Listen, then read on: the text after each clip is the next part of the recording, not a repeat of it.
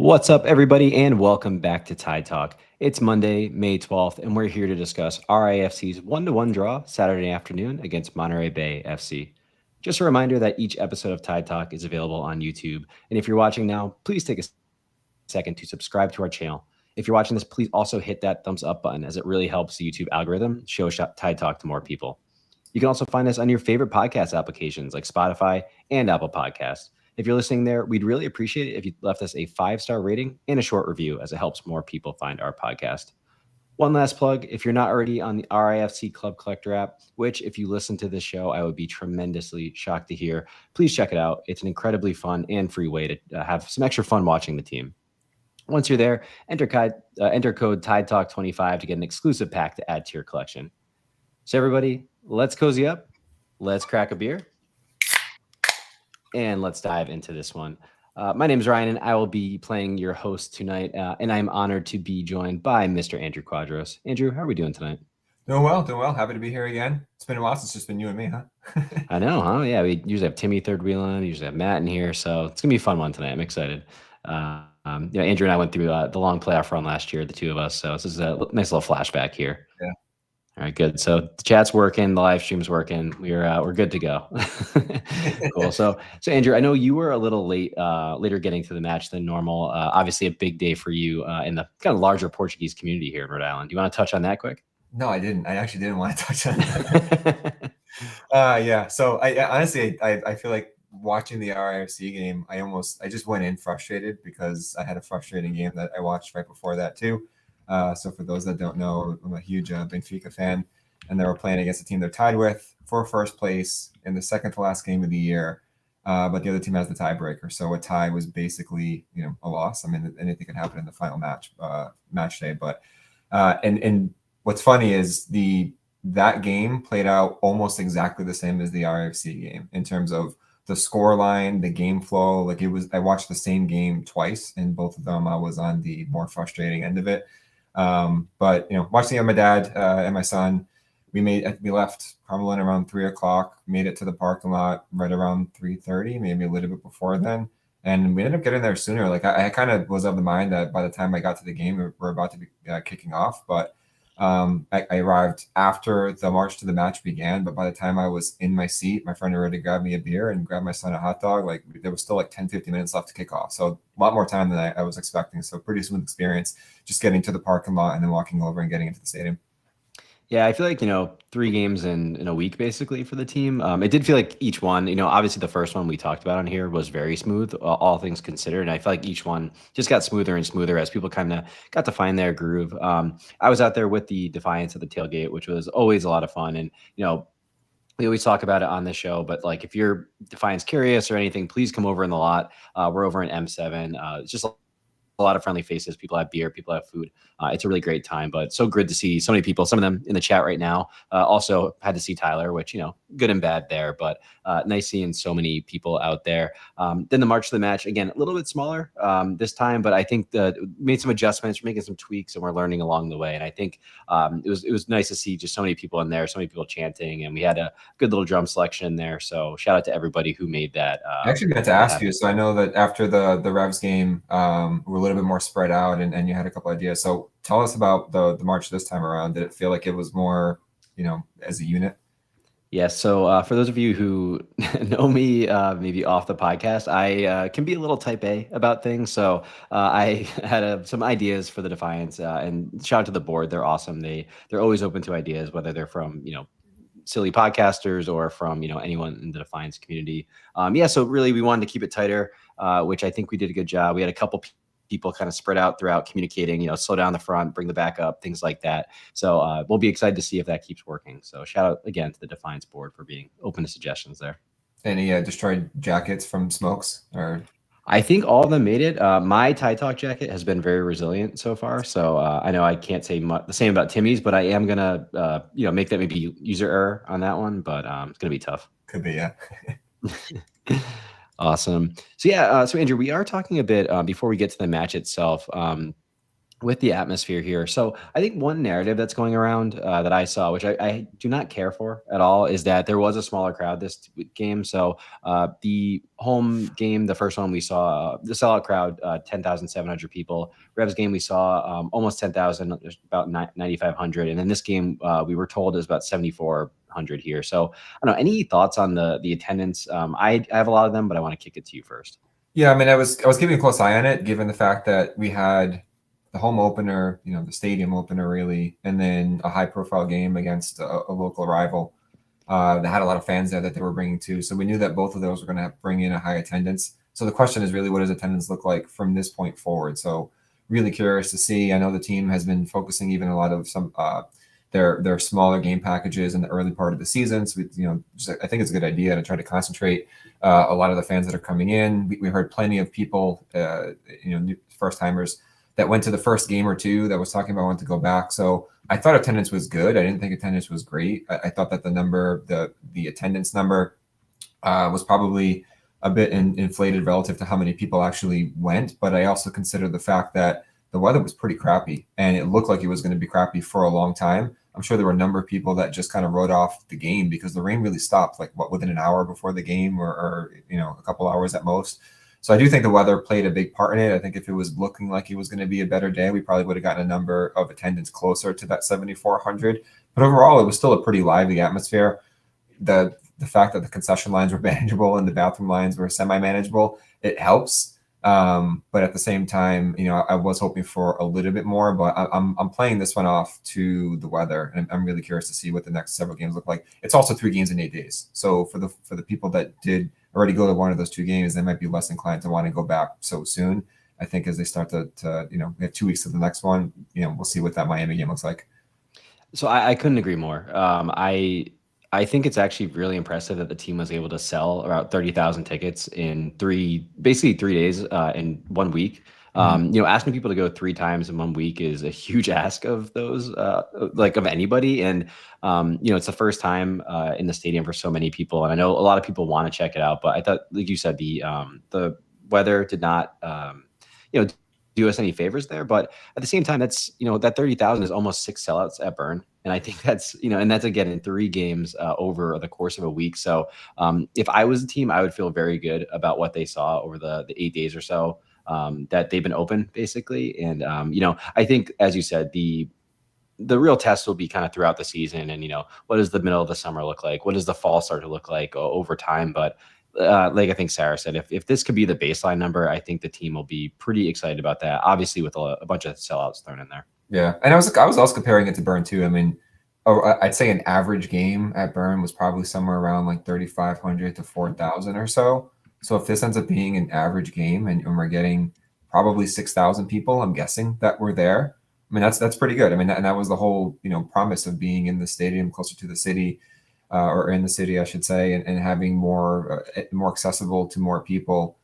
Despite all of the worries about parking and shuttles and all that stuff, despite it looking like a pretty crappy day for a while, we still ended up with a fairly good attendance, and I expect it's going to continue to be relatively strong. And I do like to have so many of these theme nights as well, really different ways to get people there. It's soccer night now. The kids had kids playing at soccer at midfield.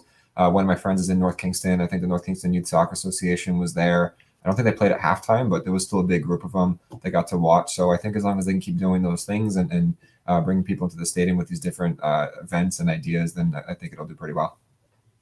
No, absolutely. And yeah, it was my wife's first time at the stadium, and she was like almost shocked how nice it was, which is cool to hear. Awesome.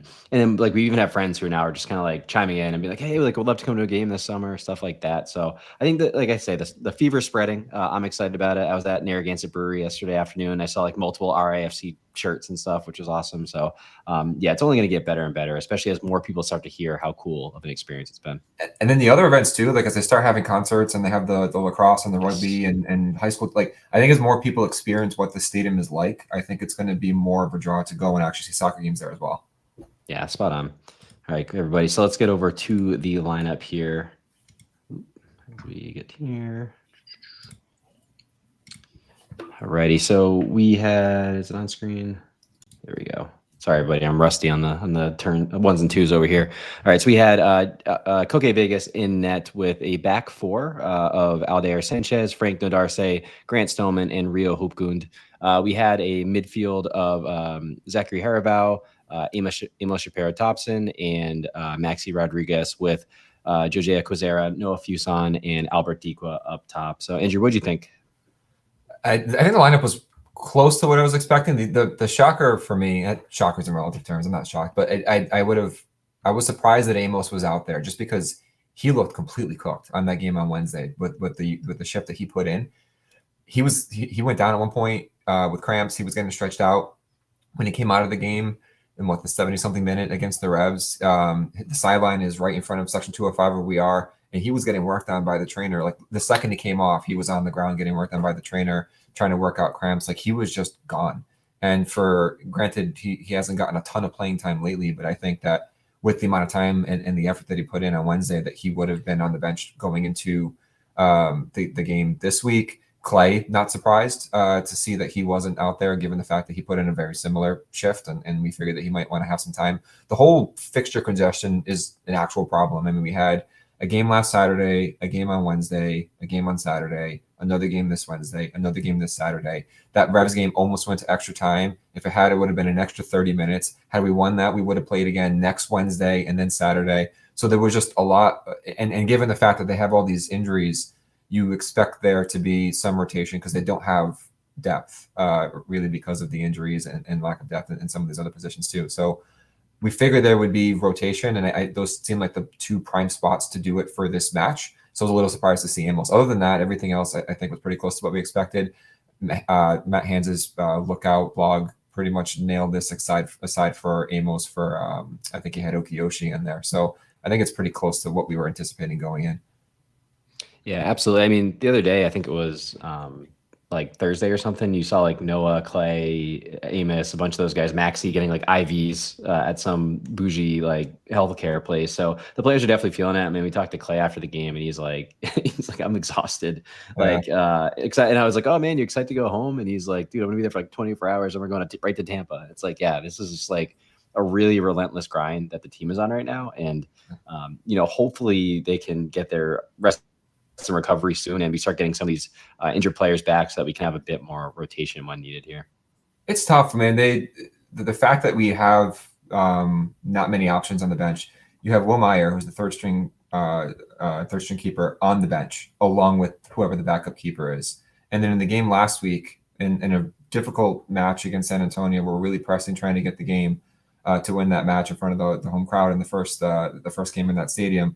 We use two subs. Like they just don't have a lot of pieces that they feel comfortable putting in there in meaningful situations at the moment. So when you're in that situation and you have all this fixture congestion, it is really tough. So I commend the players for putting in the work that they're doing, but you can see the toll that it's taking in this early part of the season as they're really trying to get up to match fitness and not getting a lot of time to rest.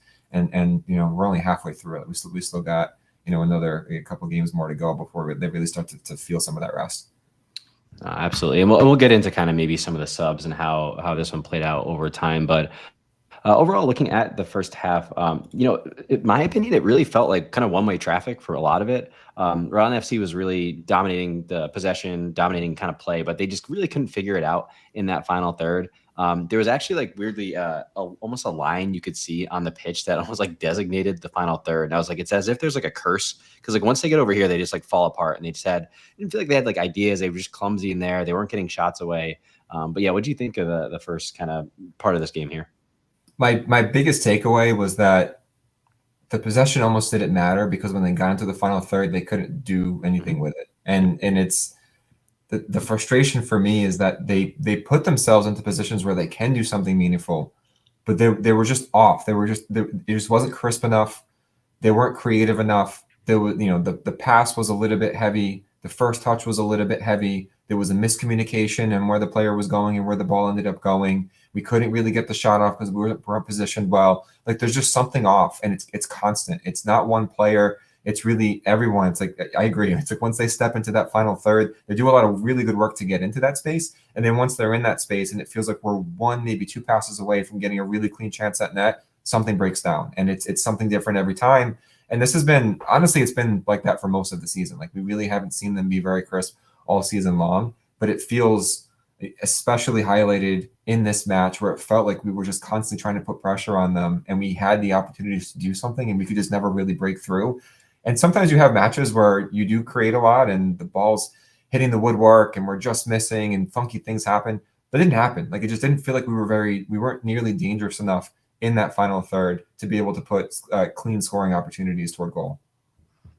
No, absolutely. And so when I've been thinking about this, I think there's a couple of factors that are not helping right now. So number one, we're missing JJ Williams. We know that's a bad factor.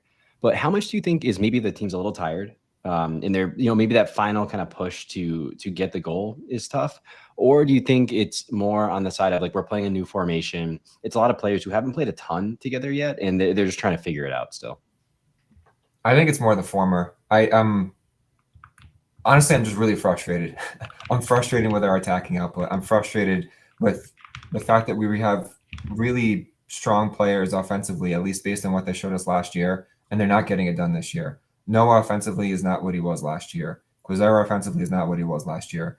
Even Dikwa is not what he was last year. And at least with Chico, we can get into our thoughts on Chico. At least with him, there's a very valid reason of, well, he just came off of injury. He's still trying to bring up his match fitness. He missed a few games. So you can say, all right, maybe that Christmas isn't there because he's still trying to build up to it. But these are experienced guys in this league that showed that they could do it last year, and they're not getting it done now. And I don't buy the whole tactics thing, or like that formation of having essentially a front three. That's not exactly what we played last year, but it wasn't too far off of that. And we have a lot of the same pieces that are in place now with Maxi in there. So it's just, I'm really frustrated with it because I feel like they should be doing better. And it could be a case of being tired. It could be the fact that they haven't really had substitutions to be able to keep them fresh. And there's fixture congestion. And there's a lot of pressure now going into the new stadium. So like, I think all of that adds up to what we're seeing here. But it just feels like they're not putting in, I don't know how to put this. It feels like they're not putting in what they should be putting into that final third. You can see the work rate and what's happening in the midfield. The defense has had its blunders that happened here, and we could talk about with the first goal, but they've also had good moments. It just feels like none of the attack has worked outside of JJ. You take JJ out of it and nothing else works. And even when JJ was in it, it's not like everything was clicking. It's just JJ was doing really good at finishing those balls. So I'm at a loss a bit. Yeah, I really agree with Tyler's point here about, Tyler says, feels like we are constantly just a little slow with everything on offense. And to me, that's really it. It feels like we do a good job and we get the ball up there, but then we kind of almost pause up there. And it's almost like we're afraid to make that kind of risky decision that might spring a goal, or we don't necessarily know where someone's going to go make that run or something like that. And it feels like that's really the big thing, because we've seen when we actually play fast, and that's usually because we're down a goal and chasing, that's usually when we actually see the offense come to life a bit more. So, hopefully they can play with that level of like intensity and urgency to start and feel a little bit more open to making those that one risky pass. Because at the end of the day, if you have possession with no kind of final outcome, there's really no point of having the ball. I'd agree with all that. Do you think that's more because they're tired, or do you think it's just a lack of confidence? I think it's more lack of confidence than it is. I would say both, but I would say probably lack of confidence. They clearly are feeling the weight of like trying to get a win. I think it's not lost on them, like where they are in the table and the standings and things like that. So, but at the same time, you also, I don't know, you get rewarded for courage in this sport a lot of the time. And I just hope they remember that, because when we looked at our best last season, especially through the playoffs, we were just playing fast, loose, and like, yeah, we just looked so much quicker than the other team. And, again, maybe some of that is the number one loss of players we don't have available right now, and the kind of lack of fitness. I mean, when have you ever seen Noah get subbed off like as early as he did this week? I mean, clearly, like, the team's battling through stuff. I mean, a trio of subs at the 59th minute, like that screams like planned right there. So, yeah, I agree with all that. It just really sucks that we're in this position now that we were in last year, where we're struggling to get our first or second win of the year, this late into the year, and we've dug ourselves a hole in the bottom half of the table that we're trying to fight out of to get into a playoff spot. Like, this is a mirror image of last year, and last year you could easily pass that off to new team, new players, new coach, new everything, right? It takes a while to build that. When they kept the core of the team in place and you added one of the best players and playmakers in the entire league, the expectations go up. And my fear going into this is, are they going to be raised too high? But I expected us to potentially fall into those expectations. I didn't expect to be sitting here, going into mid-May and be in the same position we were in last year. Cool. Yeah, two more quick ones from the chat here. So Catherine has a good point here. They're all set up to deliver the ball or go again after a shot, and nobody's ready to actually take the shot.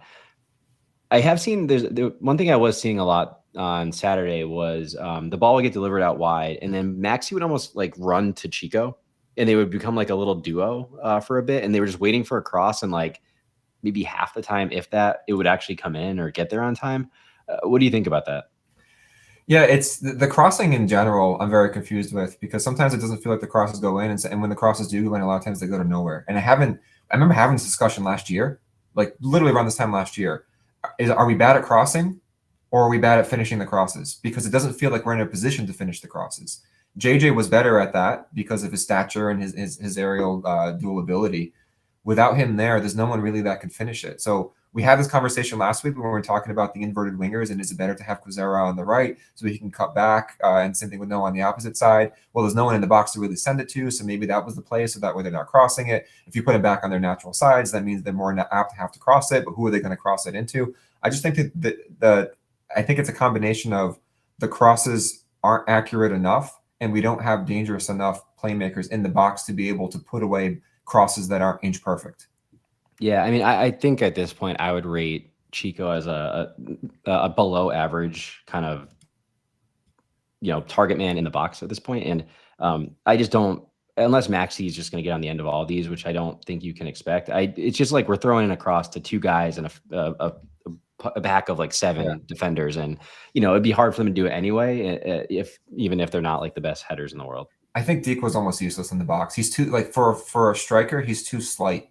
And there were so many times that you saw the ball come in, and he would be shoulder to shoulder with the defender, and the defender would just brush him aside to the point where like Deke wouldn't even be able to jump. He would just be pushed off to the side and be off balance, and that's part of the reason it looks like these crosses go nowhere. It's because Deke was nowhere near the ball. He's not physical enough or big enough to be able to body a defender and try to put a head on it. So you have him relatively small at that position, and then you have a bunch of midfielders. Like this is the effect of not having JJ or someone of JJ's stature to be able to put those in. The only times we have a chance at those are on corner kicks or set pieces, when we can bring in Frank and now maybe Mabika to be able to just have big bodies in the box as target men. I honestly would watch Mabika play striker. I just want to see it. He's just the biggest person I've ever seen in my life. Yeah, he is gigantic. But it was interesting. I think obviously it was in the second half because it was after Mabika came in. There was a free kick, and he was communicating with Maxi, and I was staring at him because I was like, they're saying something, they're setting up something, and they had him run off his defender and go to the far post, and it just missed him.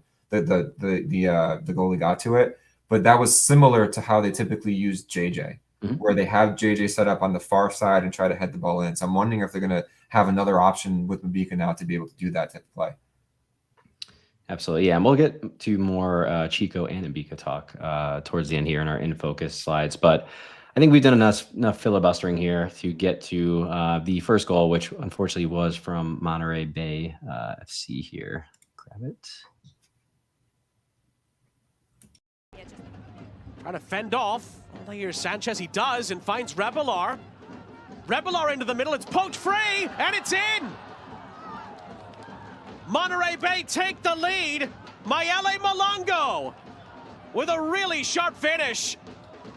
And Rhode Island trail in Pawtucket after a really sharp move inside the penalty area from the Seasiders. Monterey Bay take the lead.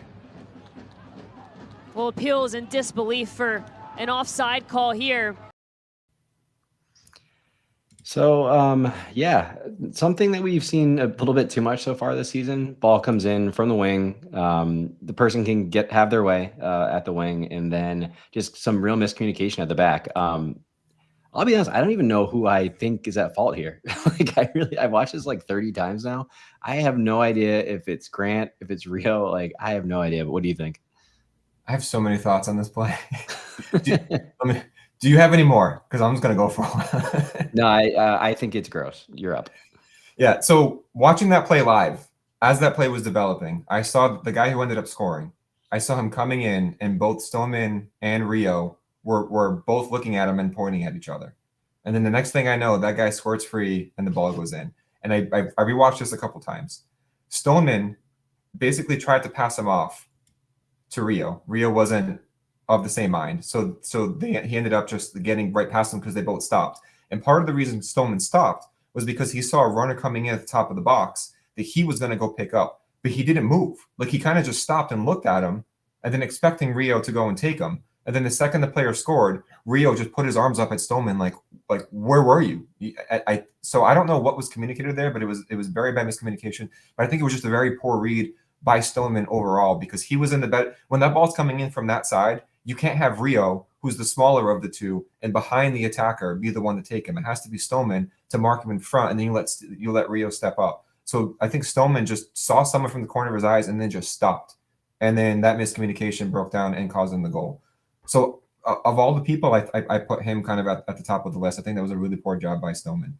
Take a step back, and I don't think Frank did a good job of stepping up on his defender. So Frank was kind of coming back and guarding no one. There was an attacker coming in that was being unguarded, and I'm going to get to the midfield in a second. So he was being unguarded, and he didn't step up to take him. He kind of just stayed in his spot, which is fine if you think the midfielder is going to come to take him, or you anticipate that the ball's not going to go there. The guy cut back, gave him the ball, and if you look at Frank in that play, his movement was lateral. He didn't close down any of the space. So the guy's entering the box, and he had all the time in the world. He probably could have put a foot in the ball, stopped, look around, and then decided where he wanted to put it. He had plenty of time because Frank didn't step up to him. When you give that guy that much space, he's going to find the guy, and he's going to make you pay. So I put fault on Frank for not being aggressive enough there. And then when you look at the midfield, that whole transition back, there were 2 free runners there, and there were 3 midfielders. There was Noah, there was Amos, and there was Haraval. And all 3 of them were running into nothing. So there were 2 guys running into open spaces. And I don't know if you have that screenshot that I had shared with you, and if you don't, it's okay. One moment. And this kind of just, while Ryan's teeing it up, this was a still shot right before, I think, the pass that set up the cross, where the Monterey Bay was in transition.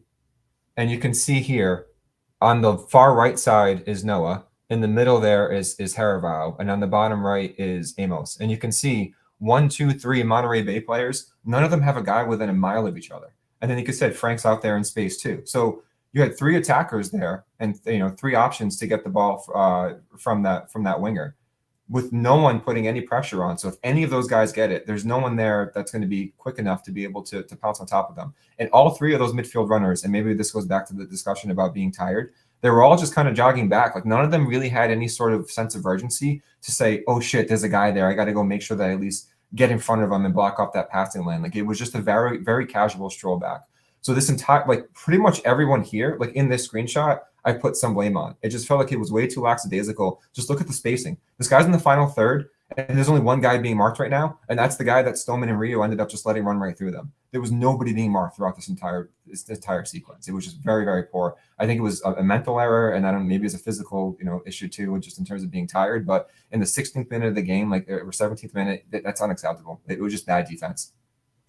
Yeah, this is kind of a, I'm glad you sent this right before. Like, this is truly a wild screenshot, because, like, if you told me a goal was scored like 10 seconds after this, I would be so confused. Like, the ball is pinned to the touch line. Aldair is right there with them. He's facing his goal on the opposite end of the pitch, and somehow they're going to score in seconds here. And Frank's there. Like, Frank should be able to step up to this guy who, if he's coming in. So yeah, overall, this is right. Pretty damning screenshot here. Like, Haraval, I think, was trending more toward that guy in the middle. Amos was just too far back, and he wasn't going to catch him. And then Noah on the far side, maybe Frank thought that Noah should pick him up, but, like, look at that distance, and that was probably closer. So this is the thing that I've criticized Frank a lot about this. He just doesn't, in my opinion, have that, like, urgency defense brain, that like freak out that a lot of like great defenders have. Like, they know, like, it's me, I am the last line of defense. Like, he just doesn't seem to have that. And for him to think like the left winger, not even wing back at this point, but strip left winger is gonna make another 25 yards up on this guy would be pretty wild. Right. And then so this screenshot was right before that pass went into that guy. When that guy got that ball and started entering the box, I'm telling you, if you were to look at the video again, Frank moves to his left. He moves laterally. He doesn't step up to close off the space. He was stepping up to close off the angle to the net, but he didn't close down the space. So that guy took that ball and had plenty of time. And at that point, the guy had scored it free, so it was just an easy cross to get it in there. So let's watch this one more time. Let's watch this one more time. Trying to fend off. Well, here's Sanchez. He does and finds Rebilar. Rebilar into the middle. It's poked free and it's in. Yeah, I think you're totally right. I mean, everything you've said has been very right so far. I guess like to turn to like, what do we do about this? So it seems like this season, like, right, we've done, I don't know, 8 or 9 episodes with the Open Cup and other things. We've talked about Frank having issues. We've talked about Stoneman having plenty of issues. We've talked about Yao having ball watching issues. You know, at this point, like, what do we think is the move from here on out for Kano, or maybe for even just Wednesday here? If Mabika's fit, start him. Like, I just the issue that we have there is the same issue that we have going forward. There's nobody else. Mm-hmm. And I mean, really, we have Cole Dewhurst, which hasn't gotten a sniff of time. So clearly he's not at the level that he needs to be able to participate here. So there's no other options. And then with the injuries and the red cards, it's exacerbated it. But there's nobody else there. And I'm hoping Mabika can be a savior there in that sense, or at least be able to provide competition. So that way, when there are these mental lapses or lackadaisical play, they can say, all right, sit your ass on the bench. I'm going to bring the next guy in. Like that, other than having more options, there's not much else we can do. Like, I'm sure they've had that conversation a million times. We talked about early on in the season, there was the players only meeting that seemed to spur them on in the next match. But a lot of the issues that they were having in the game before then that spurred on that meeting was because of just lackadaisical play, and the defense was an issue too. But it's been a consistent pattern. So outside of that one game where they ended up performing pretty well in some of the lower level competition games that we played, it doesn't feel like they've been able to consistently turn that around. And what I do think that there were stretches of last season, particularly early on, where that was a problem. It didn't feel like that was consistently an issue. I don't remember calling into question just all these mental lapses and their marking ability. Like, some of them, like, they were just maybe bad decisions going into tackles when they shouldn't have. But I don't remember picking apart like their zonal marking or their man marking. Like, this just seems way too loose. The entire structure of the defense has been loose all season long, and it hasn't gotten any better. So outside of bringing in other people to compete for spots, I don't know what else he can do. Well, it's funny. I have a slightly controversial maybe take on that. Is I actually don't think the overall defense has been bad. We're actually like 5th or like 8th. We're like not very far down the list of like best teams so far on like XG conceded. I just think we're giving up like really stupid goals. Yeah, like we're turning chances that are like 25%. Like that freeze frame you showed. Like, this should not turn into a goal. But we keep giving up things like that, or on set pieces or corner kicks. We're just watching the ball as it comes in. So I actually think the bigger problem is we're making teams like have significantly better, goals and against us than like they even should be close to. So I think that's really the biggest thing here. But like, to your point there, I think Mbika, I would be very surprised if he doesn't start on Wednesday at this point. Again, we're going to talk more about him on the In Focus segment here.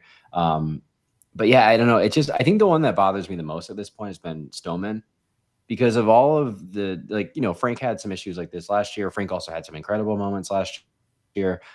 Yao similarly, I think he had some tough moments, especially at the start of the season, but then I think really grew into it over time. Obviously he's not even available, but I think Grant's the one that bothers me. He's the veteran back there. He's the one who, should be figuring it out and help, kind of getting the team organized. And, if he can't do that, especially as that kind of center back, that's really, really tough to see. Yeah, he needs to be our rock there with the pieces that move around, that are around him, newer pieces, younger pieces. And then having Yao and Frank unavailable for a number of different games here due to red cards and injuries. We need him to just be solid back there. And he has had some solid games, but you think back to what these solid games were, and they were generally against Portland and Westchester, and even the Revs where, they didn't have all their, top attacking pieces in there. And I thought he was okay. It just felt like up until this week, it just felt like every game he was okay. And then there was like one bad mistake, one really poorly placed pass, one mental lapse. But just seeing it now, I mean, they didn't have a lot of opportunity to defend because they did such a good job really putting their foot on the gas for Monterey against Monterey Bay the whole match. But there were these moments in transition where it was a bit weird in terms of how they were attacking things. I'm guessing we don't have this highlight teed up, but that play that Koke made on that really long ball that was fed through, he did a really good job of reading that and stepping in front of it, and then that led to Rio clearing it off the line. Well, that began because Rio was just lackadaisical as the ball was in that defensive transition. He let his guy go inside, and he saw it. So the guy locked eyes with him, right? His attacker and the defender who sent the ball up just saw that they had a wide open gap between defenders because he was inside of Rio, and he just sent the ball through. So Rio was chasing him. So Rio did a good job of clearing it off the line, but it's because he wasn't in position to start. And granted, he's newer. I mean, these are the things that we're saying. Like we expect more from Stoneman. So you expect some of these, but it just feels like there's way too many of them. And when they're playing against better competition, they're going to get picked apart. Would you, we saw Mark Ibarra on the bench and warming up, obviously didn't come in, but getting back to fitness, Okiyoshi's been one of the players who it seems like Kano is trusting a bit more or trusting at all. Do we think we see either Ibarra or Okiyoshi come in alongside Clay and Amos or, in the midfield there and move Zach back to center back? Would you entertain that idea? I mean, I guess it depends how close Yao is. As it stands now, I think I'd rather try Mabika. Let's say only the people who are available that you saw. Yeah. I would, for me, it depends on what Mabika's fitness is, because he didn't play for a long period of time. He got a few minutes against the Revs, and honestly, I thought he looked really shaky there. Like, he looked so rusty in that match. He looked much better this time around, that again, I know we'll speak about. So if he's ready to put in a 70-minute shift, I'd rather see what we have there, and then maybe have Haraval available to kind of slide in from that holding midfielder position if we don't feel like things are shaking out the way that we need it to. But I do think I think Haraval is shaky in his own right back there. Like, I think he's more solid, but given the fact that he's not used to playing the position as much, he has his own little lapses too. So like, he's not a center back. Let's be so clear with that. Yeah. Same thing with Clay back there. So even if he does well 80% of the time, he's going to make a mental lapse or two, like we saw in Westchester, that is going to lead to these same issues that we're seeing. So I'd rather have a proven defender like Mabika in there, assuming that the fitness level's at an appropriate level, and have him see if he can kind of right the ship a little bit too. Perfect. And so before we close out the first half, we did have one interesting kind of chance here. And I would say probably our best chance of the match with this free kick that came from kind of Maxi and a Monterey Bay player colliding. And Noah ended up being over the ball on this one.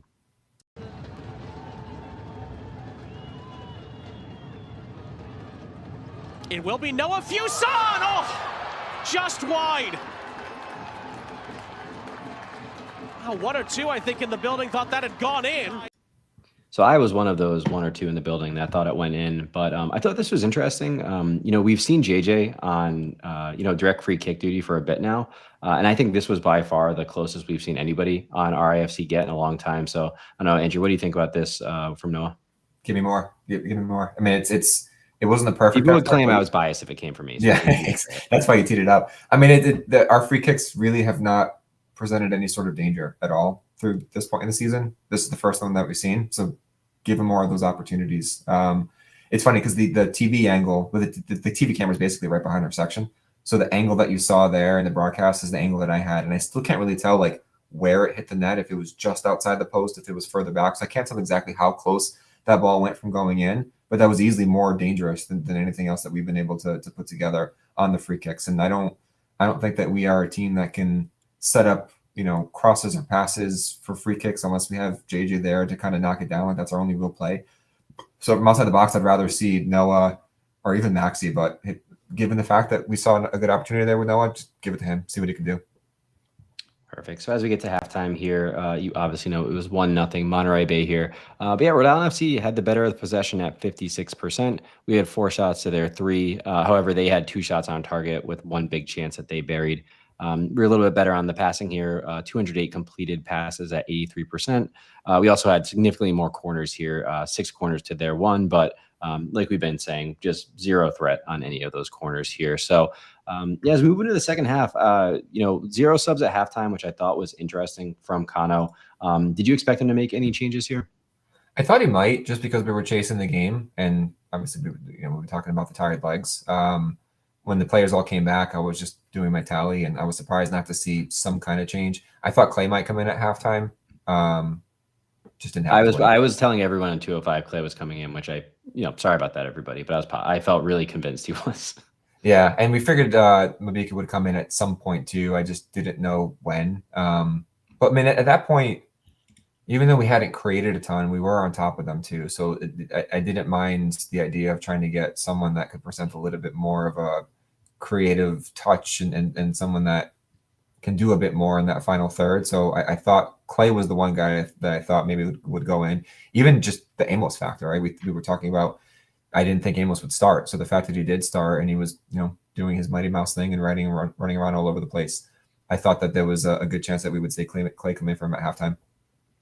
Yeah, so we did see a trio of subs made at the 59th minute. So it was Mbika for Stoneman, Holstad for Amos, and we had Joe Brito come on for Noah. I think of those, I was most surprised to see Noah come off, especially for Brito.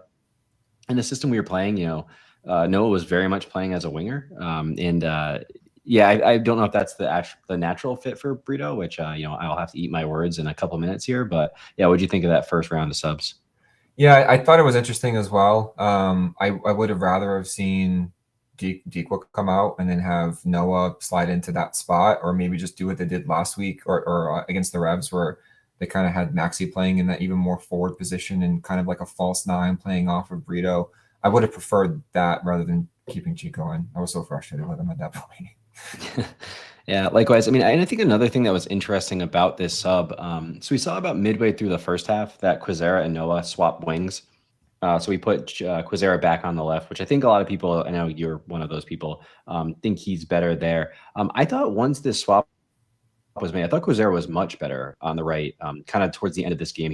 I think he started to figure out if he goes quick or he makes kind of a quicker move or, actually, shows to his right a little bit more often. I don't know. I feel like he actually kind of was learning as he went about how to play that position better, because I thought he created actually a lot more chances in that second half. So did that switch happen in the first half? Because I noticed it coming out of the second half. So I missed that switch happening at the end of the first. So I wrote it down. It was like the 20-something minute that they swapped. Okay, so that's earlier than There's a lot of people were complaining about it, and I was very much taking notice because I am terrified if my takes are wrong. Okay, yeah, because I didn't do that rewatch, so I meant to look for that because I thought when they came out in the second half, with those switch positions, he was already starting to create more. And then when they switched back, it felt like he was starting to get a little bit more into the game and creating more opportunities. I still think he's better on the left, and unless he can figure out how to do more of what he was doing on the right side in the latter part of the game, where he was making that move to the right. I think what I saw very clearly against the Revs, and maybe it's just because they have more experienced defenders, they basically just stay on his left foot and they challenge him. Mm-hmm. Like, do something. I'm on your left foot, do something. You're not going to go around me unless you go backwards, and you're not going to beat me on the right, so do something. And he struggled. Like, he would kind of cut in a little bit, but it would take him away from the net, and then you have to figure something out. He had a little bit more to his game this time around, where he was able to quickly make that move to the right. And I think we saw that even on the goal, right? Like that's kind of what set it up for him to get that cross in. So if he can figure out how to do that more, then I'm okay with trying that out more. But if he can't, and maybe it was just a case of that defender was just more susceptible to it, to me, it just feels like defenses know how to play him when he's on that side. You take away the left foot. It's harder to take away his left foot on his left side because he has the speed. So even if you know he's going there, he can still get past you. And then he has a better cutback move to get inside. He doesn't have that same cutback move, and he doesn't have enough to be able to take the ball on his left from the right side to cut in when defenders are waiting for it.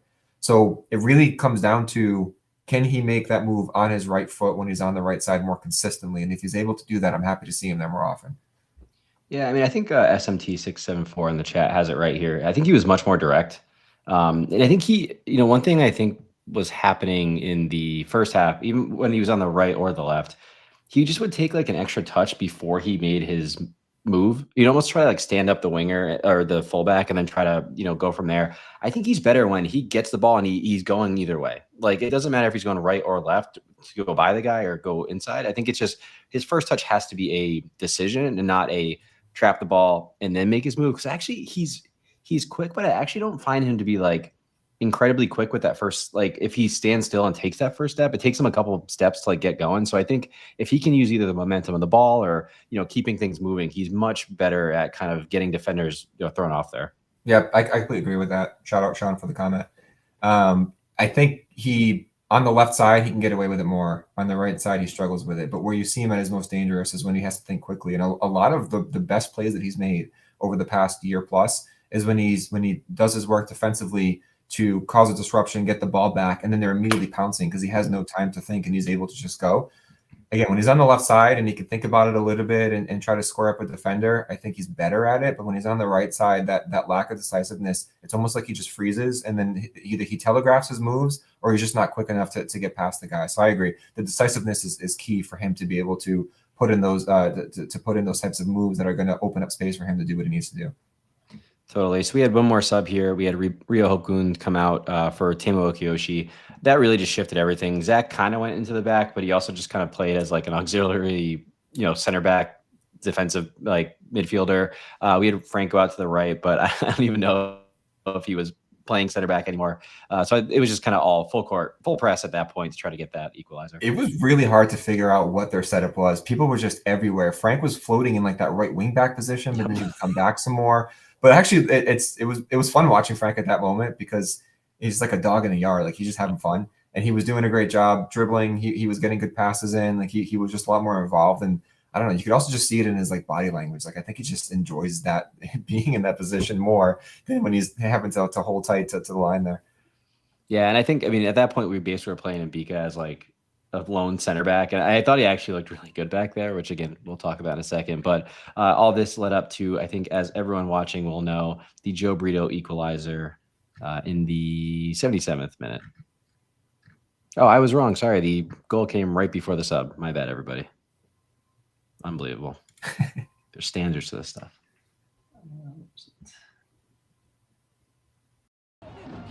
Goes back to the point we talked about earlier, Marion. If Monterey Bay can get to the top of the table and stay towards the top, they might not just get into the playoffs, they could be a really big threat.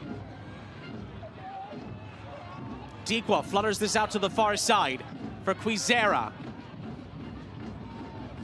Quizera's ball, it is dangerous! Joe Brito! Oh, it's magnificent!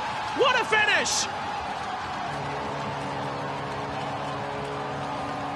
Joe Brito plucks it out of the sky to equalize for Rhode Island. And Centerville Bank Stadium absolutely erupts. It's 1-1.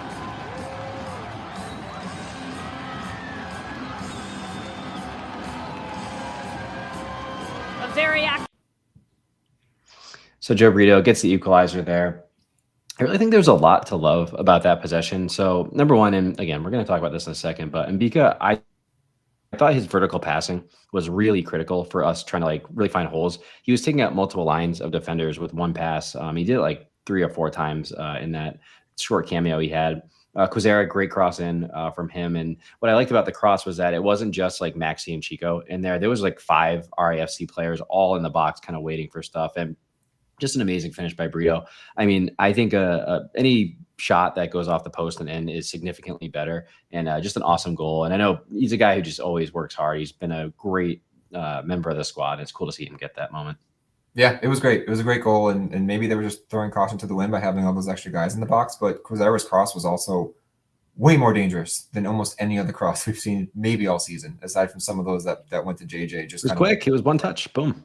Yeah, and that's exactly what we were talking about earlier. Like he kind of set him up on the right, cut back to the left. So like he used the right as a weapon to set up the left, open up space to send that ball in. So that I think might have been probably Quizera's best play on the night. I thought he set it up really well, and I'm really impressed with that finish with Joe. I mean, it wasn't just a nice finish, but for anyone that plays, when that ball, like when he took it off his chest, first of all, the ball hit the ground, so he was able to just volley that. But when the ball kind of stays that close to your body, it's really hard to be able to get the leverage, to be able to get power on it, to be able to send it to the far post. So the fact that he was able to do that with such a quick draw, like it was just a rapid fire shot, taking it off his chest. So perfect technique. He nailed that shot, and like the commentator said, place erupted after that. I think we're all going crazy, and even at that moment, we were thinking that maybe we had a chance to go and get those last couple points there. But well done by Brito. I mean, I don't think he was great for this match, but I think that was a great play that he made and a big moment for the team.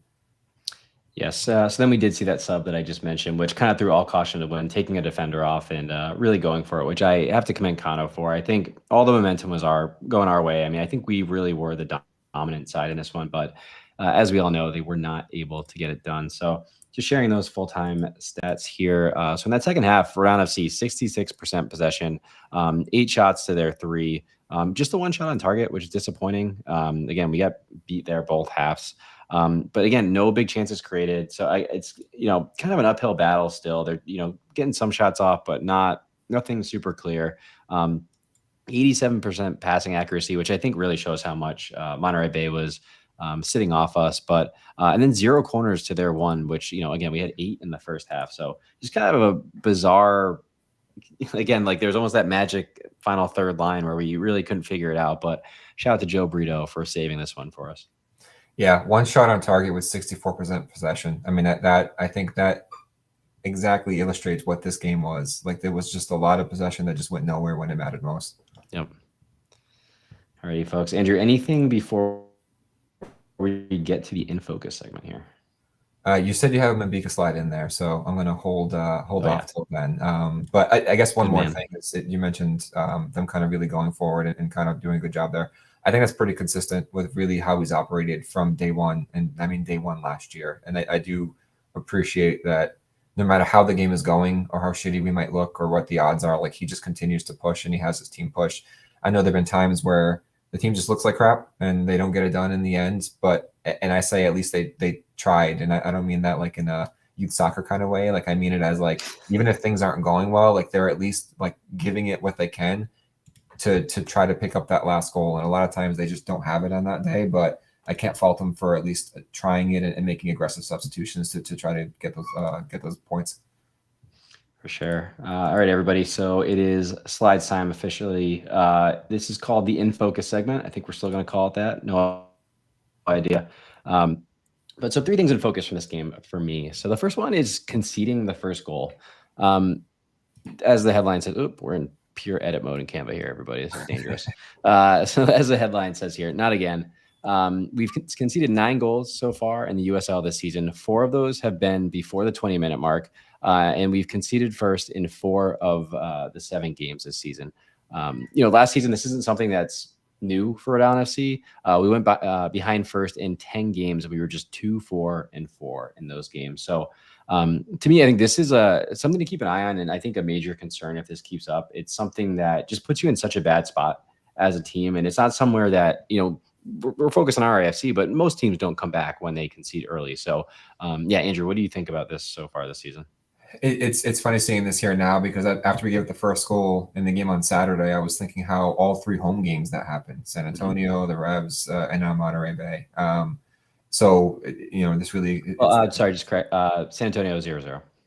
Oh, shoot. That's right. It was 0-0. The other thing about this is it's 4 out of 7 games this season, and I think 2 of them were just 0-0 or something like that. So, yeah. So my biggest takeaway seeing this here is when we have an issue with depth and player fitness, the Cole Duhos of the world can't get into the game because we're never in a comfortable position to be able to slide him in. I don't know if he ever would or not, but like some of these substitutions that might not be seeing as much time could have gone in if we have comfortable leads or if we're not just trying to chase. So not only are we not in a position where we can try to give our guys breathers because we're trying to chase it, but we're also in a position where we're having to, we can't just sit back and relax. It's not like we're defending leads.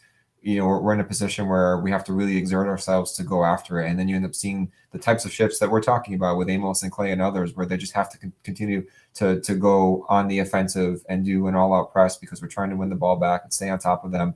So all of these things just kind of add up and compile our problem of not having enough fit players in the squad to be able to keep moving forward. Well, it doesn't play well to like our squad strengths. Like we actually have a squad that like it would be decently equipped to like hold on to a lead. We have a lot of defensive midfielders. We got a lot of guys that just have like, legs out there, but we don't have a lot of attacking depth at all. So to, keep going behind and needing people to chase a game, it's like we don't have that extra striker. We don't have another like tricky winger who can get in there and really cause chaos. Like we're throwing on Joe Brito and like Okiyoshi, like chasing these games, and like they're not players who you're like, oh, they're absolutely going to score. Granted, I have to give Joe his flowers. Like he has come on and scored some like late crunch time goals, which has been great. But we're missing Inking, we're missing JJ, we're missing even someone like a Rivera, who's more of that wingback player who might be able to kind of get some crosses in there. So definitely tough with especially even the way the squad is set up in general. Yeah, you're spot on. I mean, that San Antonio game, when we're looking for that winning goal, I mean, like I said before, we used 2 subs out of our available 5, and we're looking down at the bench. It's directly in front of me. I'm like, who are they going to bring in? There's no one they can bring in right now to go and get them a goal. They just don't have that piece. That is like the funniest part about being there is like you can physically look down at the bench and just be like, I don't know. I don't have a solution either, Kano. Yeah. I don't know what you're going to do, man. Go for it, though. Good luck, buddy. All right. So as promised, we are going to talk a bit Mbika here. So I put it as his headline. He's a line breaker. That was by far the thing that impressed me most for him. He had 5 passes into the final third and just like, I think about a half hour, 94% passing accuracy, both his duels. I'm very intrigued by this player. When he signed, I wrote the article about him for Tide Talk. And, it's always weird when someone has a career that like they're in the MLS a bit, their minutes start dwindling, and then they just are without a team for a bit. And you're kind of like, oh, who's this guy? Like, what's he going to be able to do? But I think between his size, I think he's just like physically imposing. But when you look at him, you don't really expect him to be someone who's like a really prolific passer, but throughout his time in the MLS, he was really fantastic at that. So I'm hoping we get to see a lot more of him because I think he's a really interesting player who could help solve a lot of our progressing issues, a lot of our defensive issues potentially. So hopefully a lot more to come here. Yeah, that was my biggest takeaway with him too, is his ability to break lines with those passes. There was one we see a lot with defenders is when they are sending in good balls that break lines, they're doing it in a way where they're sending it over the top and getting it out to the wings. There was one ball that he had in there from the central defender position where I think he brought it up. I want to say it was either to Maxi or to Chico, all the way at the front of the line. I mean, it just went on the ground and just went through everybody and was a pinpoint pass. That was the one that struck home with me. It was like, oh, this guy can pass the ball, and this is not something that we've had from our central back positions. My biggest strike against Yao for the past year plus is that the dude can't pass. His passes are all very safe. They're either lateral or backwards. Every once in a while he gets one forward, but it's like a very safe one. If this is what Mbika can bring to the table, this is a game changer for us to be able to just start penetrating through those lines more quickly, as opposed to having to have Maxi or Clay come back, receive the ball, turn, and try to go find something with it, or sending it out to the wings and trying to work up the wings. If we have these ability to go through the middle with passes like this, it's going to unlock a lot. So hopefully that wasn't an aberration, because what's funny to me is my takeaway from seeing him in that short time in the Revs game was that he was horrible passing it, and I'm attributing that to Rust. He just felt like so unsure of himself. He didn't know where to put the ball.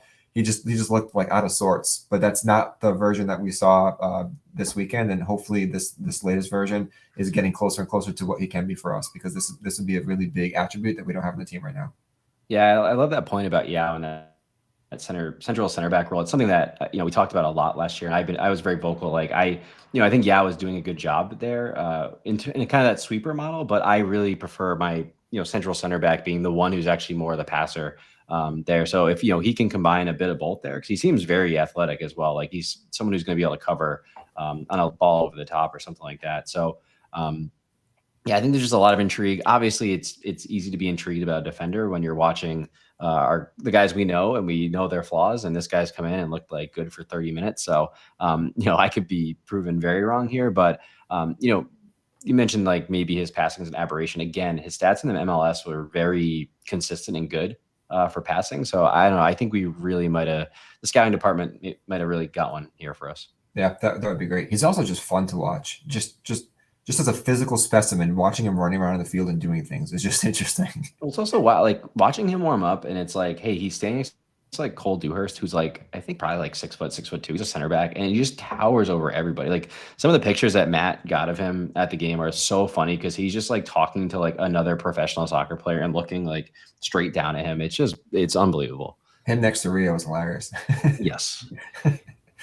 Alrighty, folks. So we are going to get to the slide that I know a lot of people in the chat have been dying to talk about. It's Mr. Chico. So we talked last game about Chico, and I don't think anyone came away particularly impressed. And my take was, let's give it time. He's coming back from an injury. I have the headline here. Is it panic time for Chico? I'm very, very close. And the only thing that's holding me back from saying yes is the point I raised earlier about him returning from injury. But before he was, I used that excuse last week, so I don't know if you can use it again. Yeah, that's fair. It's fair. I can't say it again. You can say it. That's fair. Yeah, yeah. So he had, he was out for a bit there, but it's not like before those games he was really doing a ton either. And I don't know. I'm trying not to be harsh, but I just don't understand this guy. I don't understand how he managed to score 20 goals 2 years ago. And well, I do understand because we looked it up last year, and there were just a lot of poachers' goals. But he hasn't had any of those opportunities with Rhode Island. But even when he has, he has some good finishes, but he also has a lot that he just doesn't finish. And I don't know if it's a confidence issue. Like this picture right here, this was that one in like the 56th minute. And we were joking because if you zoom in on me in the front row, you can just see me being like, "What are you doing?" Like, if I was really on my game tonight, I would have had that picture ready to go. But yeah, it was. Yeah, I'm dead center in that front row, just looking at him, being like, "How did you not get that shot off?" It was a beautiful turn, and then he just hesitated. Like he didn't pounce on the ball to get the shot right away. He didn't try to fake the defender to get him down and then take that extra touch to shoot. He just kind of let the defender get back into the play and then immediately stuff the ball. Like there was no opportunity for Chico to put that shot toward goal. And he doesn't head the ball. Like I said before, he gets bodied very easily. Like you watch him on crosses and on corner kicks, and if there's a defender next to him that's shoulder to shoulder, it doesn't take much for the defender to just knock him off balance, and then he's not available anymore. He's a decent passer. Like we saw the one that set up the goal, that nice chip over to Quizera that ended up setting up the cross. But he hasn't finished well. He's not good in the air. So for his aerial duels just aren't great. His passing is so-so, but that's not what we need him for. He doesn't really cross the ball really well. So I'm looking at him being like, this is your star striker. This was the MVP of the league 2 years ago. This is the Golden Boot of the league 2 years ago. He's, as it's something we discussed this weekend, probably your highest paid player or among your highest paid players. He's on the team to score goals. And when JJ is on the bench, that puts more of an onus on Chico to go in there and score goals. And when JJ is healthy, I don't know that I want Chico next to him. I think I'd rather have Chico come off the bench. And I think there's better options with a healthy JJ there. So I said I'm not quite at panic time, but I'm dangerously close. And if he has another showing like that tomorrow and again this weekend, or even just tomorrow, then I'm in full panic mode, because then it's just like, well, now he's fit enough to be contributing, and it feels like he's a detriment to the team. And what's bothering me the most is that he feels like he's taking us out of good positions to score. Yes. Like he'll receive the ball with one defender to beat, and he takes a step back to go and assess his options. Everything is just slow, and it feels like he's working away from the goal instead of toward the goal. And I don't know what to make of it anymore. And it's not like we can look at last year and say, well, he was great last year, even though he led the team in goals in the regular season last year. It's not like he was really finding his flow and scoring a ton. It still felt like it was, he was trying to scrape it together. And now we're sitting here. He should be more comfortable in the system. He should be more comfortable with the people around him. And it feels like he's worse than he was last year. So it's just, I don't understand what's happening. Yeah, I think someone said this in like one of the RIFC threes or something. I read this somewhere, so this is not like an original take. But I remember last year, like I think the Vegas game, it was like I was praising his hold-up play in that game. Like I thought he was like really impressive, and it just feels like he doesn't have any of that anymore. I mean, just looking at his stats here. So this game he had 22 touches. It was the lowest on any player who played 90. He had just 2 shots. Both were blocked, which is just a sign of him not getting any separation against these defenders. This season, he's only averaging 2 shots per 90. I think JJ is averaging like over 4. He's 0.39 XG per 90, which is 20th in the league from anyone who plays striker or winger. 0.15 expected assists per 90, which is 30th in the league of those forwards or wingers here. And as a team, we're 4th to last in expected goals for on the season per game. And I think he's unfortunately a huge part of it. And I am at the point, I mean, he hasn't been in my preferred 11 for a very, very long time. I actually need to go back because for those of you who are not in like the Discord chats for Tide Talk, like I'm constantly sending like formations. It's not a fun time for anybody besides me. But I don't know the last time I had him penciled in, except if it was like JJ's hurt. So I hope he can figure it out. I mean, I think he has some skills. I know he tries hard. I know, like, and at this point, you just kind of have to hope for the best. Because I don't really think there's a real way for us to move on in a way that isn't detrimental either. So, hopefully Kano can work with them, figure something out, and maybe something about this new system can get things in. I mean, I liked Quizera. It seemed like he kind of started crossing more like on the ground, which I think is much more of a way that Chico might find the back of the net. So maybe we can adjust, maybe something. But yeah, right now I struggle when my team's out there, and this happens to me like once or twice a season for a soccer team I watch, if they're really at like a bad moment of when I say I actually don't know how they can score a goal right now. Like I don't have any ideas on how they're going to figure this out because it just seems like they're out of them. So Right. I just don't know with him, especially like how we're going to manufacture. Like I have a score prediction coming up for Birmingham, and in the back of my head, I'm like, how are we actually going to do that? Like I have no idea. But yeah, no, Andrew, what do you got? There's just I agree with everything there. There's no other options. That's the problem. Unless JJ's healthy, there are no other options. So we need to rely on him. And when he was probably the star signing of the newly formed RIFC squad, the MVP and the Golden Boot winner, like you paid him to score. You paid him to at least be involved in having goal contributions, and he doesn't feel like he's doing that. And I don't. He's playing that role in the box, and you see him drift out of the box and try to get more involved where he can, but he's not a target man in the box. And without that, then what do we have? We have Quizera and Noah, floating around on the outside. We got Maxi and sometimes Clay kind of lurking around there on the outside of the box, but there's no threat in the box. And that allows the defense to the defense never has to plan around Chico. The defense has to plan around JJ, Yes. but the defense never has to plan around Chico. Like he's not someone that is a huge concern from them, given his size, given the fact that he's not the fastest guy in the world, given the fact that he's not the greatest finisher. So I just don't. It's all about expectations with Chico, and he's not meeting those expectations. And the team desperately needs him now. They cannot score without JJ. This is the time they need Chico the most. This is what we're paying him for, and he's not showing up. I think that's really spot on. Yeah, I'm just gonna leave it there. All right, everybody. So we'll get to the socials here, and thank you all again. Any feedback on this segment, we will always take. So to the socials, we have on Twitter, very relevant here. Kevin has Copper Boot winner, which we all know who he's talking about there, as well as RIFC and 3 not good enough. We have our RI Football Club here with 3 words: Koke Vegas saves. I did think Koke had a pretty good game. He had a couple good saves. Other than that, I think he kind of didn't have much to do. We talked about how little they shot the ball. So, but overall, I mean, hey, when you play with a team with a lot of possession, it's like the keeper usually has to do 1 or 2 things a match, and you need him to do those 1 or 2 things. So, good job, Koke. Yep. On Facebook, we had Christopher Peterson with next 5 games, in parentheses, we must win. I don't know, Andrew, what do you think about that? I know some people have strong feelings about must win. We're not there yet, but we're not that far off. And one thing to keep in mind for this season relative to last season is that last season there were more games on the schedule. There was 34 games. Now I think there's 30, I want to say. Mm-hmm. So there's just fewer opportunities or less time, I should say, to really start to make up these points.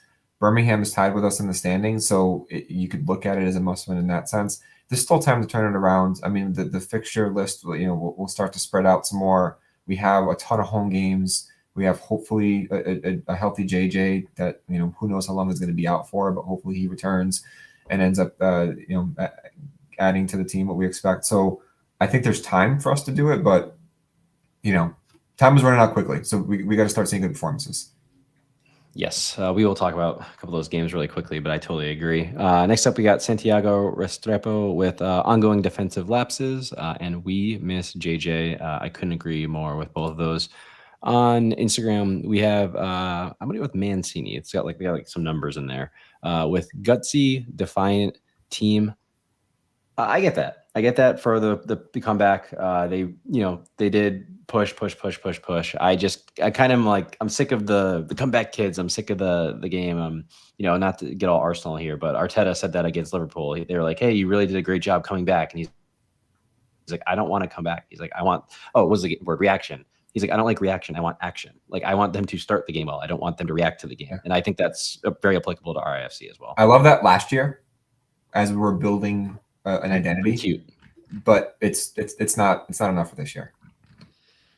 Exactly. All right. So we're going to the Discord, and there's a lot in the Discord here. So let's see if I can get my reading voice going here. So we got Scott with his RIFC in 3, just hit it, which I get. I know there's been a lot of conversation about shots. To me, I almost think there's it's like a bigger problem of just like shot creating actions. Like we're not even getting into the space where like shots are available. There were a couple of very clear moments where like Chico and Amos and a couple of people like had shots that looked half open, but I'll be honest, I think a lot of those just get blocked. There's no separation. There's no just clear opportunities for us to shoot the ball, which I think is the bigger issue.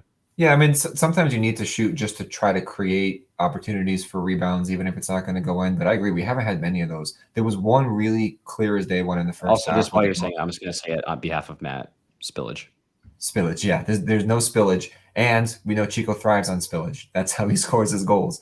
So without that spillage, he doesn't have an opportunity to go and bury shots. There was one play in particular with Amos in the first half, I think, where he like almost froze. Like he didn't expect to have the space. He froze, and by the time that one was crazy. It was like gone. Yes. So that was the only one where I was just like, dude, you just got to shoot. You have to shoot the ball. But they haven't. That's been few and far between. To me, it's not a shooting issue. Yep. All right. So next up, we got Leo O here. His good Koke's play, keeping things within reach, better. Aime's vision and passing touch, perfectly connected on a long ball and a progressive cutting pass up the middle, and stepped in an attacking movement he created as we cranked up offensive momentum. His best, Joe Brito's beautiful volley, RIFC, fish seeking water. I like that one. We got Tyler here with I am sad. His G, 3 home games in a week. His bad, the results, and his ugly, today's attendance. I think we went over that. I don't know if I agree with that one, Tyler, but that's why you get a GBU. Timmy chimed in with a very ugly, so I agree there. We got Andrew H with just bleeping shoot. Andrew, this is an explicit podcast if you do want to, let loose ever, but your call. Sarah P here with what Andrew said, but with the swear. Again, feel free to type it. It's okay. I just read the teleprompter. I'm like Rob Burgundy up here. We got Taras with not good enough. I like that. His good, we didn't lose. His bad, we didn't win. His ugly, maybe it's not ugly, but when do we win? That's a good question. But I'm feeling that way too, Taras. I get it. We got Pawtucket J here with not another draw. I very much feel that one. We got Tim Sheldon here with last year vibes for his RIFC in 3, and I think that is a very good one. Mm-hmm. I think we talked about it with the conceding the first goal. The draws, the kind of the attack just looking shaky, which I know we talked a ton about. Like maybe it's just chemistry, maybe it's this, but yeah, definitely concerning. Now we're in year 2. We saw they have the ability to score a lot of goals, but it just doesn't seem like it's working right now. Agreed.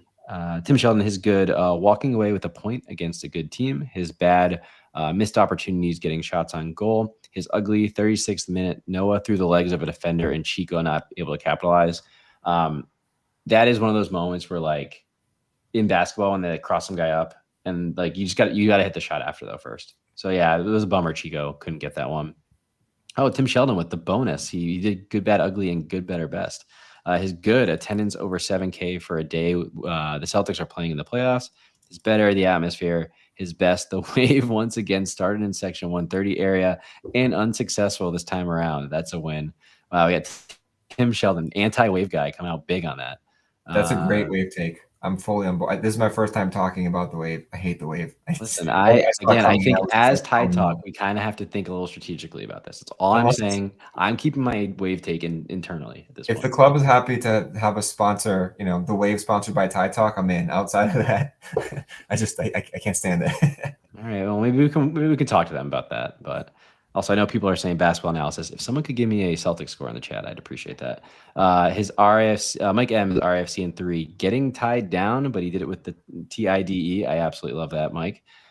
His good, Brito's strike for first league goal at home. Bad, lackluster D leading to Monterey's goal. And his ugly, my match day finish with Clay in my captain spot. Mike, I have also been there this season where I just kind of stuck with Haribo in the lineup, and I think he played like 10 minutes at the end of the game. So absolutely feel you there, brother. We got Timmy, his RIFC in 3 needs some wins. His good, new additions to the team are stepping up and fitting in. Aldair, Rio, and Mbika, which I think is a really good shout from Timmy, which I usually make fun of on this show. But yeah, we talked about all 3 of them over the past 2 episodes, and I think for three guys who we thought, well, two of them weren't even on the team to start the season, and one we thought was going to be just a backup when Quizera was on international duty. I think you could say those are three of our like standout people. Again, maybe Mbika's a little too early for that, but I think over the past week or two, Rio and Aldair especially have really shown up. Yeah, he's exceeded expectations big time. We didn't expect him to be this part of this big part of a team. And then Aldair, I loved him in that second game of the year when he was playing that left wing back spot, but I loved him for his distribution. And I think Timmy called this out in his player ratings blog. He's putting in shifts defensively too. So he's kind of helping on both sides there. So his distribution, his crossing is on point, and he's been really solid on the defensive end too. So really excited to have him there. And honestly, his inclusion into this roster is what has enabled us to shift our lineup around and go with that back four and move around Quizera. So good on him. Yeah, and if you haven't seen it or don't know about it, Andrew just mentioned Timmy's player ratings. Those come out after each game, and we got Matt Hands in his Riptide report, which quite frankly he starts typing. He sits behind me, and now he starts going sometimes middle of the game. It's unbelievable. But highly recommend both of those, TideTalkRI.com. And if you're still listening to this, please smash that like button. It genuinely helps the podcast a lot. If you ever run into me, ask me. I can give you all the data behind why. But his bad defending on opening goal was absolutely shambles. And his ugly Chico, what the actual fuck? So Timmy got us the explicit warning this time. So good job, Timmy. Also, shout out to everyone. There's a lot of conversation in the middle of all these in the Tide Talk channel on the Defiance Discord. We got Andrew Gomes, his RIFC 3 fucking shoot. And this is a Portuguese word, Caralho. Oh yeah, it's basically like the F word. It's a very versatile word. It has other meanings, but you can use it as the F word. I'm glad we had our translator on tonight. We got Tyler Hatch, his RIFC 3, need a forward. His good, Joe, Clay, and Amy's contributions off the bench, changing the game. The bad, inability to break down a low block, strong agree. His ugly, possession without penetration. It's totally... Shout out, Matt. Tyler, RIFC 3. I don't know if this is another one, but I miss Doyle. Interesting one there. We got Natsuki here with his RIFC 3. Was that fall into that level where we missed Doyle? I haven't, but I don't know. Tyler's in the chat. He can defend himself if he wants to. Natsuki has his RIFC 3. Draw Kings again. I'm sick of being the Draw Kings. I'm absolutely sick of it. We have to strike that from our vernacular. I don't care if we draw every game for the rest of the season. Just don't use it. I don't want to hear it again. Yep. Also, I didn't realize there's a lot of strong wave opinions in the chat right now. So that's why we always say you got to join the chat. The live chat's fun and apparently very anti-wave. So if you want to defend the wave, come to the Tide Talk chat. That's my comment section. Yeah. So we got good from Natsuki, the fight, his better atmosphere, and his best goal in Koke. And I guess I should have said this a long time ago, but we did give dealer's choice here on good, better, best, or good, bad, ugly. All right, we got Larius here with good. Brito scores a quality goal to give us a deserved point. Bad. How is that tackle not a red? Forget if he was clear run to goal. The defender is nowhere near getting the ball, and he takes out Fuson. Red all day for me. And ugly. Dikwa can't score. He should have had at least one goal. Yeah, a lot of people talked about this red card. I don't really recall it a ton. I remember the guy dragged him back. I don't know if it was Dogzo denial of a goal scoring opportunity, but I don't know. I haven't seen the replay, but I lost my damn mind in that one, screaming, "Where's the red?" Like he was the last man back, and he pulled him back, and it was. I was yelling at the stadium. Yeah, exactly. So yeah, in real time, and again, haven't seen the replay. I definitely thought it was a red because if he hadn't pulled him, it was very clumsy, and he kind of ran into him, pulled him down. But if he hadn't done that, I don't think anybody was going to stop him getting to goal. It's fair. All right, final one here. We got RA Raising Anchor here. His RIFC 3, shoot the ball. His good. This team has a dog in them. Bad, not starting games at the right intensity, and ugly. Have to be braver and let shots fly at reduced quality. Can't try. Here we go. I'm not reading the rest of it. There's a lot of slander for a certain European team that I'm a fan of that I'm not at the moment. But thank you everybody as always for writing in. We really appreciate all the words here. So we are going to take a quick pivot to our pals over at Birmingham. And if you are still live with us, get those score predictions in the chat so we can get them up on screen. But look at Birmingham Legion. They're not doing great so far this season. They are sitting in 9th place, tied with Rhode Island FC on points of 6 so far. They have 9 goals scored and 12 conceded in 7 games. Their last 5 is draw, loss, win, loss, draw. Will be nice. We get to see our old friend Steven Turnbull, as well as Ronaldo Adames, friends for different reasons. But yeah, I don't know. How are you feeling going into this one, Andrew?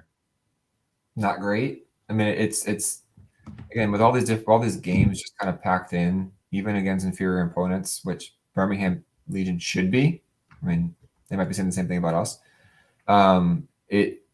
It's always tricky. Like you don't know where the fitness levels are at. They don't really have much in the way of reinforcements. I'm hoping since we saw Ibarra on the bench that he's in a position now where he can put in some meaningful minutes this week and get some other guys some rest.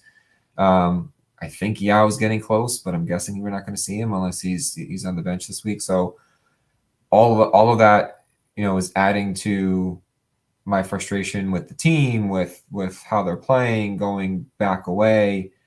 It's an opponent that they can and should beat, but I just don't have the level of confidence in terms of what I've seen from them lately to say they're going to do it. It feels like the effort that they put in against San Antonio to get that draw, against the Revs in a hard-fought battle, the fight against Monterey Bay, the crowd and the energy in the stadium really helped feed into that.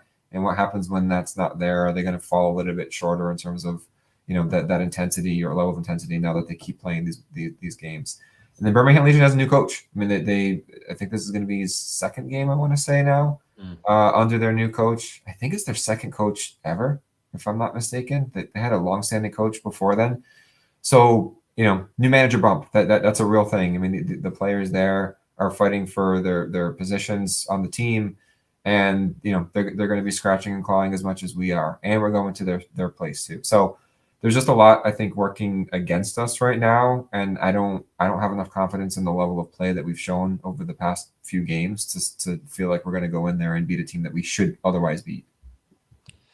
That's a fair point. So we got a couple in the chat here. We got Tyler with 2-1 Rhodey.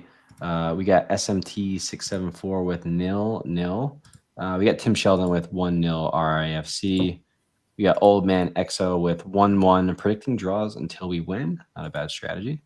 Then we got Sarah here with 1-1 draw. I agree. We need 4 points at least. I think this is a draw, and Saturday is a win. That's going to be interesting. And we will talk more about a Tampa game later on this week. And we got Mr. Matt Kerwin here with a 1-1 draw as well. Andrew, you want to go first? 1-1 was where my head was at too. Like it just doesn't. I can't see us scoring a lot of goals. Birmingham's been a little bit stronger on the attack. I'm just praying for not a loss, so I'm going 1-1. All right, and we got Mr. 205 3-1 from Martin Bennett here. So I am gonna go with Martin here. So luckily these next 2 games are a little bit of like what the doctor ordered, I think, for us. Birmingham is the 6th worst in the league of expected goals against, and Tampa's 2nd. I think we need a little bit of that. I am going to go 2-1. It seems like they really struggle against like strong attacking midfielders and wingers. And I think if we are going to score a goal, I think that's where it would come from at this point. I could see this being either a big Maxi game. We did see last year, Zach Harabow, his 2-goal game, his like a sub appearance was amazing. So I think, maybe there is a world where our strength, which is that midfield and those wingers, can actually come into play. Let's see. We also got one more from we got Jason Demers here with 1-1. He initially said 2-1. Then he listened to me and he said, nope, not going with Ryan. I'm going 1-1, which I would fade me as well. I'm doing horrible in the prediction league. But yeah, thank you guys all so much who joined here. Just a reminder that the Defiant 1636 will be at the Guild for this one. I think it's an 8 p.m. kickoff. So, have that late cup of coffee, stay up for everything. But yeah, Andrew, anything you wanted to cap off here on either the Birmingham game or for Monterey Bay? No, I mean, the only thought here is we had, 3 games in 8 days in that stadium. It was fun. It kind of sucks that we have to wait 2 weeks now, but we're going to have a summer full of games, what feels like almost every week. But I think the stadium and the crew there, you guys talked about it with Matt in your last pod. I think they've done a tremendous job in these early games. Everything's gone off without a hitch for the most part. I mean, the Lions, I think, have improved and have become more efficient. But for the most part, they've done a really good job with the stadium. And you can hear just how impressed everybody is. And to have 3 events in 8 days. They also had an event, was it women's lacrosse, women's rugby, I think, the day after that opening game. So they've been keeping busy. And I think they should be proud of themselves for how that first week went. And excited to be there many more times over the course of the season. Yeah, now that it's the end of the podcast, I will say, I know people were talking about concessions earlier. The pretzel is unbelievable. It's like $5. I think it's worth every penny. It's like super thick. It's very filling. I think that's going to be the move the rest of the way. But needed to make sure I gate kept that, further enough into the podcast I don't screw up the line next week. So, yeah, so that'll wrap things up for this one. Just a reminder that Tide Talk is more than just a podcast. You can find us on Twitter, Instagram, and Facebook for daily social media content. Also have to shout out the blog at tidetalkri.com, where you can find player ratings, pre- and post-match analysis, and our take on the latest RIFC news. I've been your host, Ryan, and a big thank you to Andrew for joining me tonight. Most importantly, thank you to everyone who joined us live, especially those of you who got mixed it up in the chat. And please always remember the chat is live and it is a ton of fun. But we'll see you next time. And as always, up the tide. Up the tide.